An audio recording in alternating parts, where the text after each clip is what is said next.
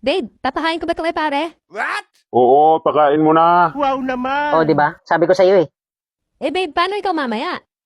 Ipakain mo na yan at umay na ako dyan.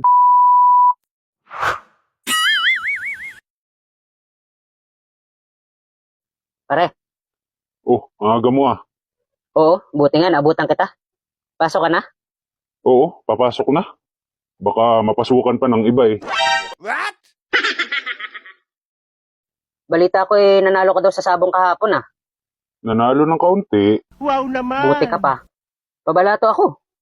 Eh wala na, naibigay ko na kay kumari mo. Hindi ka agad nagpunta kahapon eh. Hindi na nga ako nakapunta at ang lakas ng ulan. Oo nga eh, sayang. Nakatagay sana tayo, lasing ka na naman sana. Gapang ka na naman pa uwi. Sayang nga nun. Ay siya eh, kumain ka na lang ng bihag. Meron pa? Mayroon pa. Mauubos ba namin yun? Eh, dalawa lang kaming kumain. Tsaka ang kunat, ang tagal lumambot. Ngalay na nga yung pangako ka, ngunguya eh. O siya, sige, tama-tama, hindi pa ako nag-aalmusal.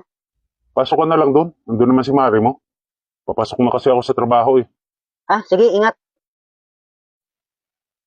Oh, pare, ang aga mo. Kakalis lang ni pare mo eh.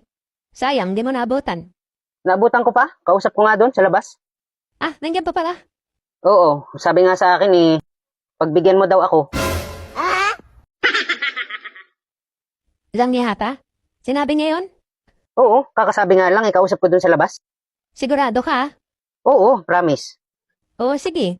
Talaga? Ayos, tagumpay na naman.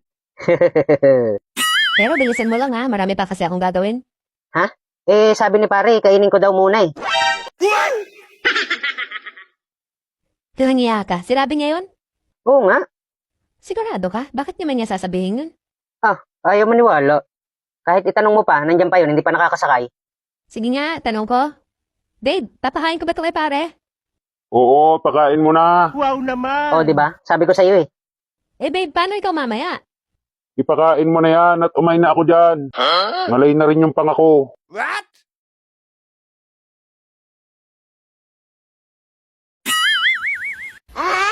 Wow naman! Sana all. Ah, sarap. Nakadali na naman halagang 20.